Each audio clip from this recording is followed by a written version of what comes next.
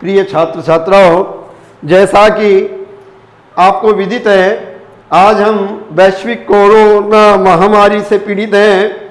इस महामारी से हमारे सारे कार्य अवरुद्ध हो गए हैं। जैसे शिक्षण का कार्य है, हमारा जो है लॉकडाउन चल रहा है, तभी से हमारी शिक्षण व्यवस्थाएं बंद हो चुकी है। इसी क्रम में SIS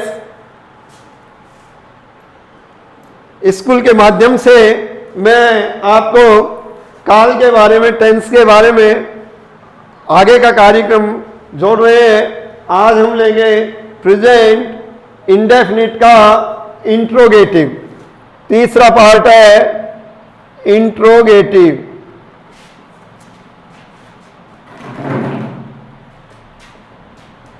हिंदी में इसे प्रश्नवाचक कहा जाता है। यदि हम इसका स्ट्रक्चर फॉर्मूला राइट करते हैं तो सबसे पहले हेल्पिंग वर्ब डू या डज को वाक्य में सबसे पहले लिखा जाएगा। इसके बाद सब्जेक्ट, सब्जेक्ट के बाद में वर्ब, वर्ब के बाद में ऑब्जेक्ट, और यदि कुछ और बचता है तो हम उसे लिख देते हैं। लास्ट में इंट्रोगेटिव साइन का प्रयोग करते हैं, प्रश्नवाचक चिन्ह का प्रयोग करते हैं। यहाँ जैसे पहले हम बता चुके हैं, हेल्पिंग वर्ब डू का प्रयोग, हेल्पिंग वर्ब डू का प्रयोग I, we, you, they and plural number के साथ किया जाएगा। प्लूरल नंबर कहते हैं बहुवचन को। सेकंड है डज का प्रयोग he, she, it and singular number के साथ इसका प्रयोग किया जाएगा। यहाँ सब्जेक्ट के बाद, सब्जेक्ट के बाद वर्ब की फर्स्ट फॉर्म, वर्ब की फर्स्ट फॉर्म लिखी जाती है। लास्ट में वाक्य इंट्रोगेटिव बन रहा है, प्रश्नवाचक बन रहा है। अंत में प्रश्नवाचक चिन्ह, प्रश्नवाचक चिन्ह लिखा जाता है।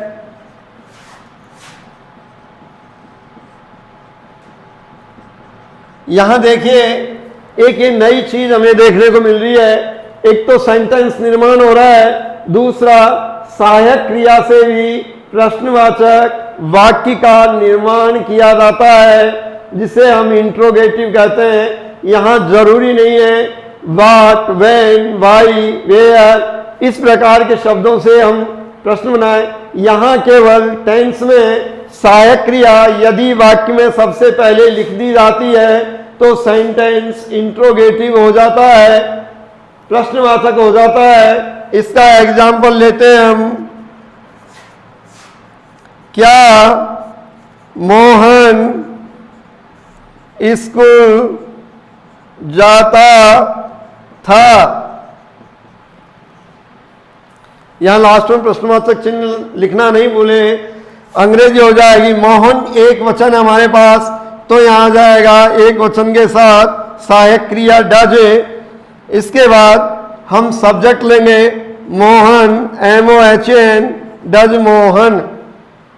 वर्ब की फर्स्ट फॉर्म है गो टू स्कूल। क्या मोहन स्कूल, क्या मोहन स्कूल जाता है? सॉरी, था नहीं है। क्या मोहन स्कूल जाता है? Does Mohan go to school? Interrogative sign लिखेंगे। दूसरा है क्या हमें खो खो खेलते हैं? डू यहाँ वी की हम की अंग्रेजी हो जाएगी we. Do we play verb की फर्स्ट फॉर्म है, do we play kho kho, interrogative sign. इस प्रकार से हम इंट्रोगेटिव सेंटेंस का निर्माण करते हैं। एक एग्जांपल और लेते हैं। क्या सीता खाना बनाती है?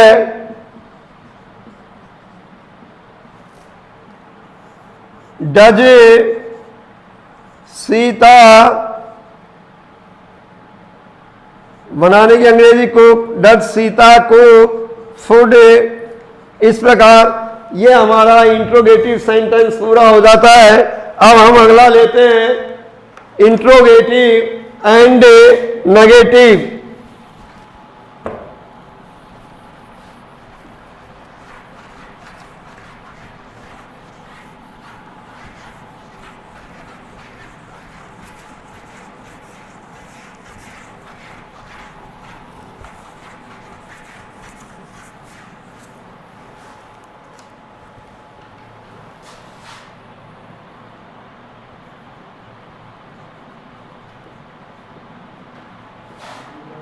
प्रश्नवाचक नकारात्मक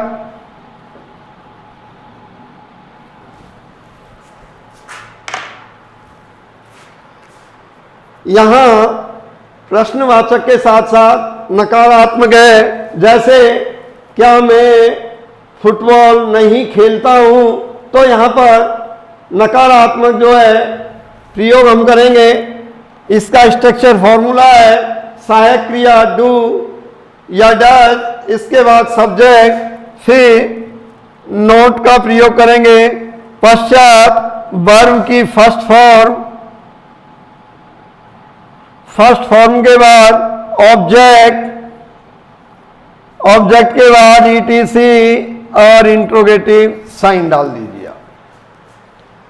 यहां केवल एक ही चीज हमें ध्यान में रखनी है, सब्जेक्ट व वर्ब के बीच नोट और लिखना है। शेष जो भी आपके नियम है वो एज इट इज रहेंगे। तो यहां एग्जाम्पल ले लेते हैं। एग्जाम्पल है क्या वे स्कूल नहीं जाते हैं, अंग्रेजी हो जाएगी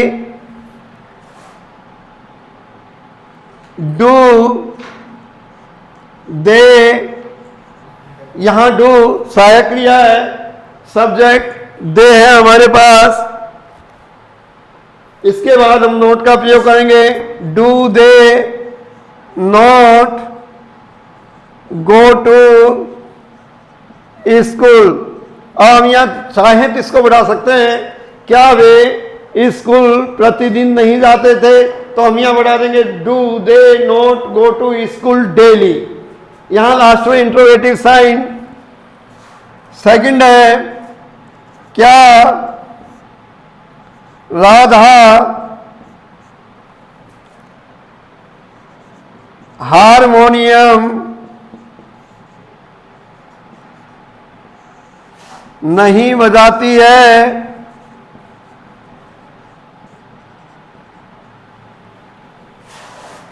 यहां हो जाएगा डज राधा नोट, बजाने की अंग्रेजी यहां प्ले होगी, does Radha not play harmonium, interrogative sign. तीसरा एग्जाम्पल हम लेते हैं, क्या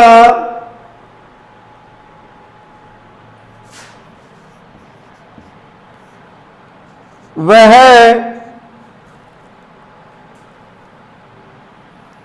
हिंदी नहीं पढ़ती है, सिंगुलर है, डज शी, सब्जेक्ट सी हो जाएगा, does she not read Hindi, interrogative sign. इस प्रकार से हमारा प्रेजेंट का इंडेफिनिट टेंस पूरा होता है। अब हम अगला पार्ट लेंगे, प्रेजेंट कॉन्टिन्यूअस।